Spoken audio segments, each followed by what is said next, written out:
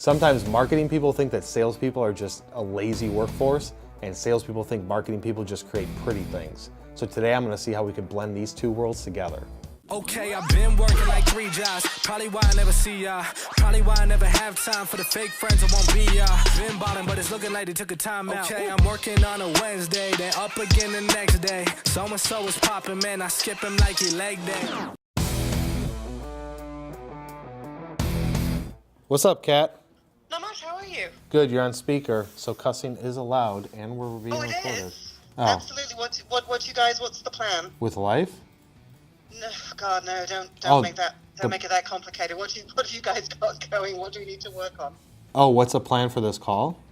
Yes. Well, to finish the call that I had to stop before. Perfect. Where the hell were we? They wanted to potentially do a partnership. What is it? Who was that? Yeah, it is. So they do, they work with specific types of companies. They're very choosy as to who they work with.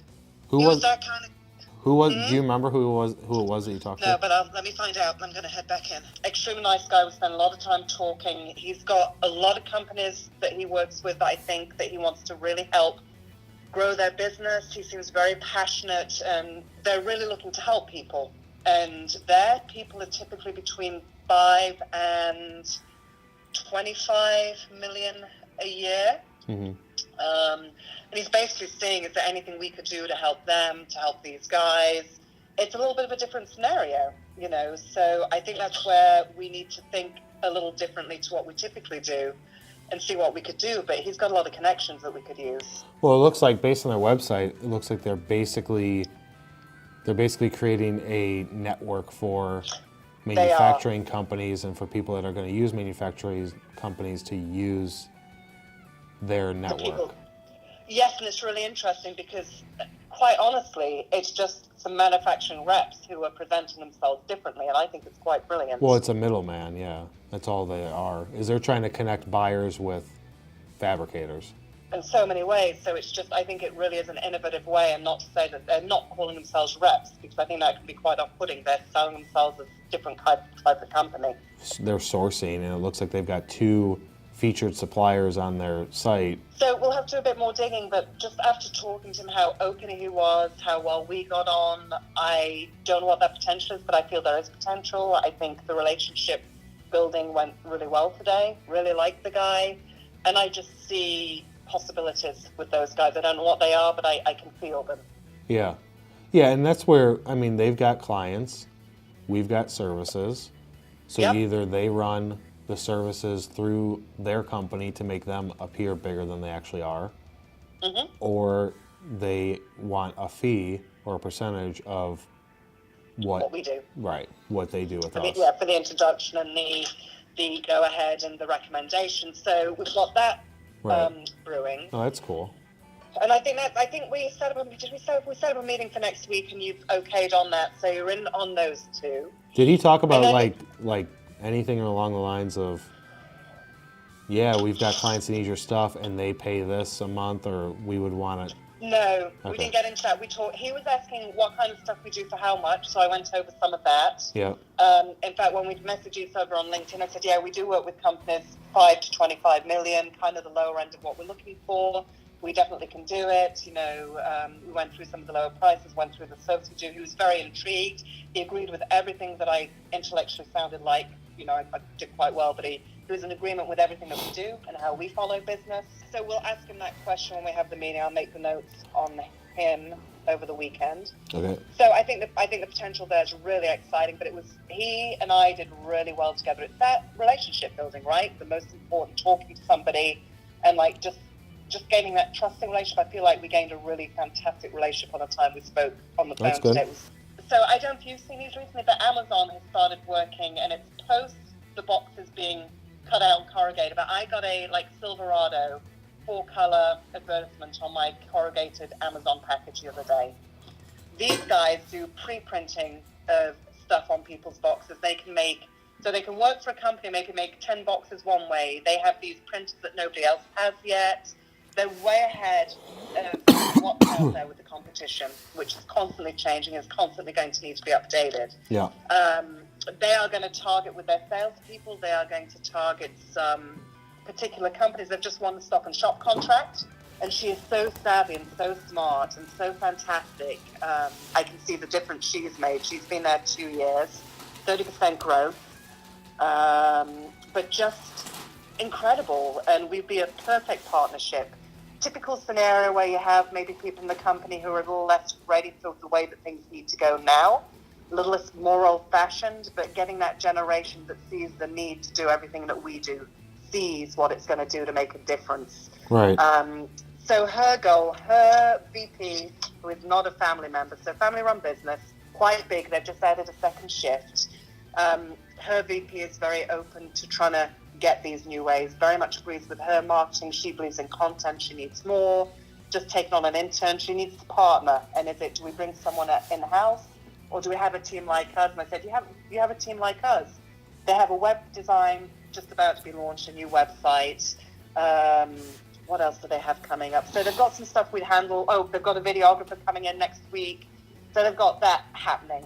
So those aspects we can't help them with right now. But down the road, there are so many things we could truly do to help them that I got off that call like so excited at the potential of partnering with this company and what we could do. She totally gets what we do, agrees with it all.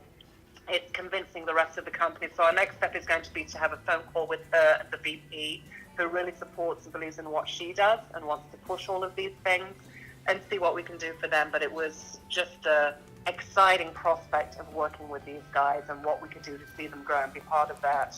She works so hard. You can tell that she's really pushed. Very innovative, very brilliant individual. To me, young, 31, but I'm looking at what she's achieved, and I think she's done a fantastic job.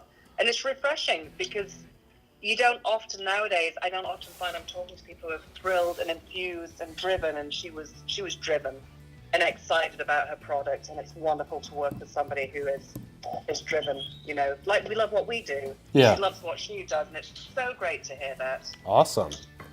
So that's been, did she talk up, so she was pretty much talking about what can we do for them, or did she say she looked into some stuff of ours? Does she know, like, how much does she know about us? She's picked up some of the LinkedIn stuff that generated the interest. I think she's probably maybe caught something about the content. Okay. She knows a lot more about us now than she did an hour and a half before the call.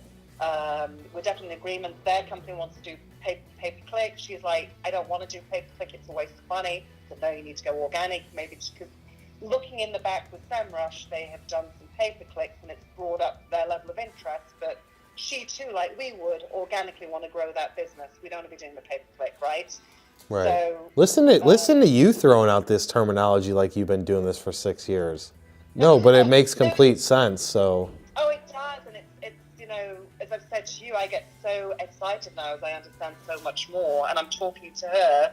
And it's like, oh, I actually know, I understand her most of it. And right. It's fantastic.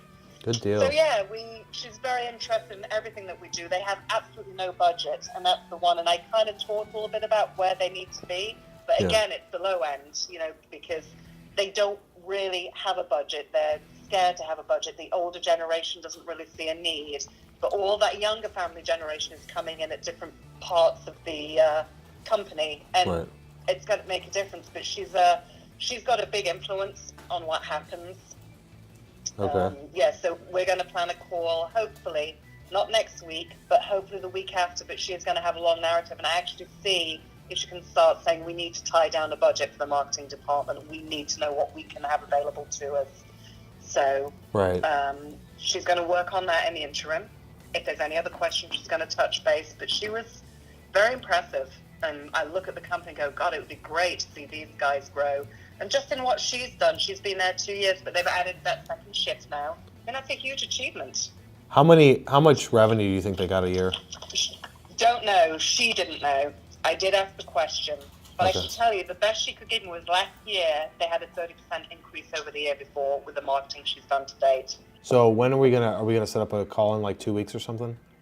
Yeah, what I'm going to do is I'm going to look at our calendars a week on Friday, a week today. Okay? All right, we'll book it up, and then whatever you see on my calendar. I think it could be a beautiful partnership. Yeah, as long as she can squeeze some budget out. They're big enough. I really do feel, from what I've seen and what I think they've got 3 facilities.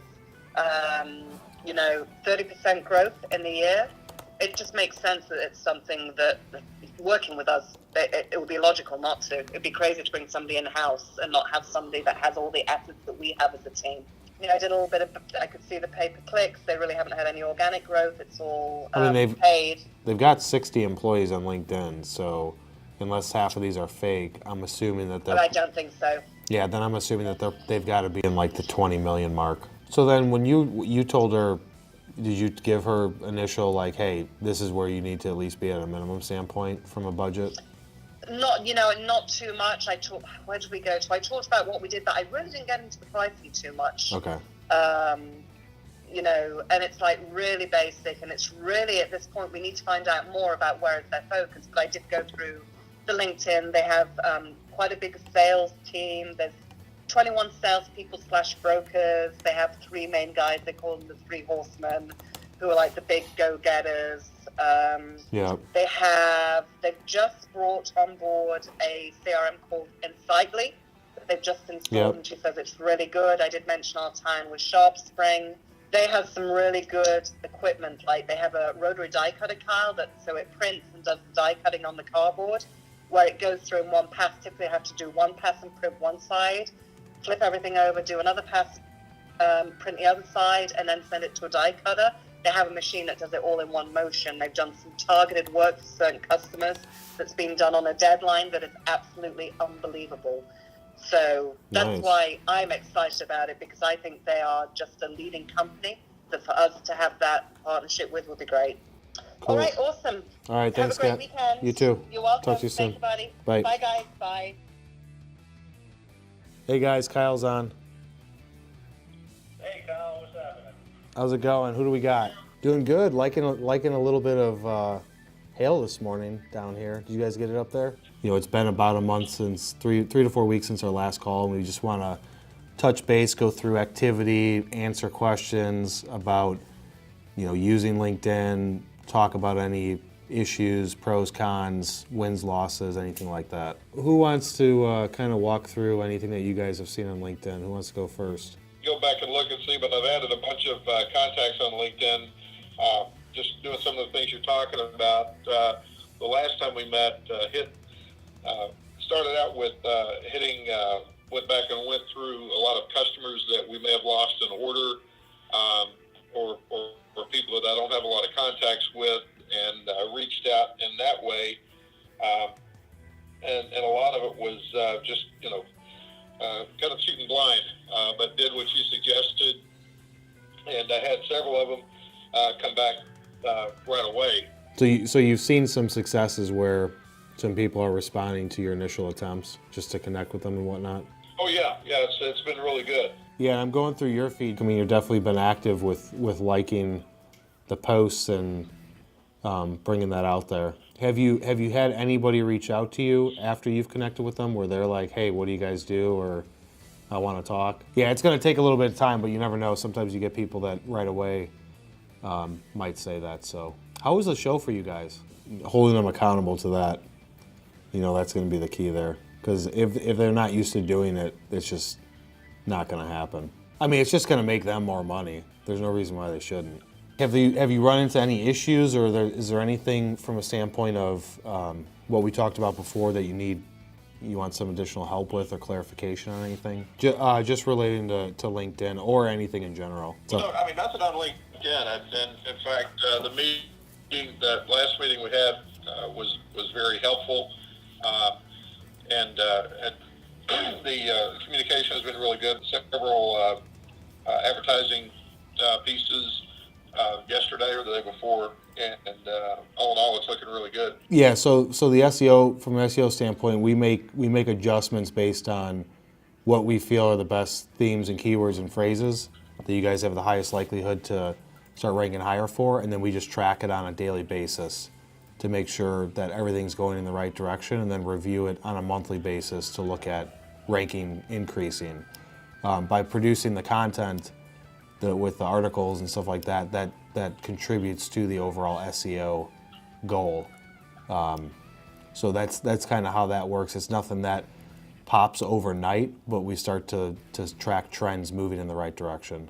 Is that all that you wanted, that you had? That's pretty much it for right now. You know, by you doing that, at least initially, you saw kind of how quick people will accept things, right? Which gives you that positive influence and instant gratification to the effort.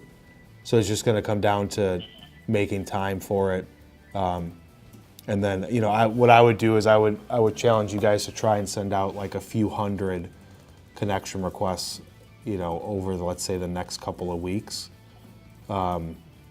just to start that process. So anybody that you connect with now, the chance of them reaching out to you if they have a need isn't going to be typically within the first day or the first week. Usually takes you know, some amount of time depending on what their need is. It could be a month, it could be 2 months before they just reach out to you through LinkedIn. But it's just starting that relationship to make sure that they start seeing the brand. I mean, from a feed standpoint, you're liking and sharing stuff that's relevant. So you know, you're on it doing that aspect. I would say just to both of you guys, just try and carve out maybe even like an hour a week and send out, you know, I don't know, 150 or 200 connections. Being strategic too at the same time. You know, if you're being hyper strategic and going after specific companies and you want to spend a little bit more time on it, then even sending out 50 a week at 2 different companies is a move in the right direction. We'll follow up again in a few weeks and kind of go through it. But really the biggest, you know, I looked at both your profiles, they look good. The only thing I would say is add a background image behind your profile image. Just pick anything. Right now it's just still the blue. Possibly on your profile headline, I would say possibly removing 1 or 2 of those and putting something in that is more of like an industry keyword. Just to think about phrases that somebody might want to Google or to search in LinkedIn. So that way you have the highest likelihood to match. You'll show up when people search those, but if not a lot of people are searching those and they're searching more industry related stuff, you want to show up for those more importantly. So that's the only thing I would change. But other than that, you guys are active and you're getting the brand awareness out there. I would just say try and pencil out a little bit of time to send out connection requests, because that's really where it's going to be the most beneficial. Yeah, and that's where we'll look at everything from a volume standpoint. It's going to be easier to get to page 1 on the 400, right? Because there's less search, therefore there's most likely less competition. But that being said, we still want to try and push these up as fast as possible. Well, if anything pops up, guys, reach out to Becca, reach out to me. We've worked with a lot of different companies from a lot of different industries, but one thing typically stays the same. You'll see this battle of salespeople and their department, whether it's a group of 2, 20, or 200, and the marketing department's just kind of battling it out with who's more important, who's doing better things to the bottom line. And it's just this kind of stigma of marketing departments from a salesperson standpoint are just creating pretty things, graphics that aren't really supporting the salespeople's efforts. They're not driving the best leads. They're not really doing anything. They just sit in front of their computer all day and just do all of these design things. But what do they actually do? And then on the flip side, marketing departments will say, I'm creating all this stuff and I'm driving traffic and I'm trying to drive good leads into your funnel, but the salespeople aren't following up enough. They're not being aggressive. They're not tracking their stuff through a CRM. They're not doing the cycle contacting where you hit somebody every 4 weeks, 6 weeks, 8 weeks. They're not getting creative.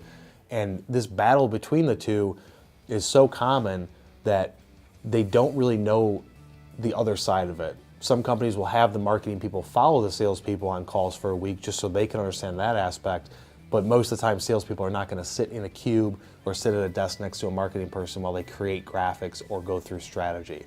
So what I'm trying to do is bring together those two worlds to make both departments understand the value.